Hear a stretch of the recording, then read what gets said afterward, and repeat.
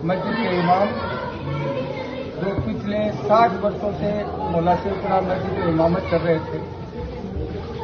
आज मैं इस मौके पर ये तो नहीं कहना चाहूँगा कि रिटायरमेंट, लेकिन उनके स्वास्थ्य साथ नहीं देने के कारण आज वो उनको मस्जिद से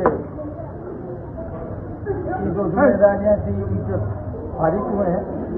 इस मौके पर मैं पूरे शेखपुरा मोहल्ले के हजरात और तमाम सीकर के हजरातों का शुक्रिया अदा करना चाहूँगा कि आज इमाम साहब की को रोकड़ के रूप में 9,62,000 रुपये नकद, उसमें 2 लाख रुपये इंतजामिया कमेटी के और बाकी से पैसा पूरे मोहल्ले की ओर से ताउन करके इमाम साहब को हदिये के रूप में दिया गया है।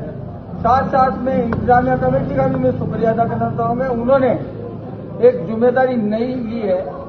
वो जिम्मेदारी ये है कि जब तक इमाम साहब हयात रहेंगे तब तक इनको 10,000 रुपये प्रति महीना पेंशन के रूप में इनको मिलती रहेगी, ताकि इनका गुजारा बसारा आराम से चलता रहे। और ये हमारे सरपरस्त थे और सरपरस्त ही रहेंगे।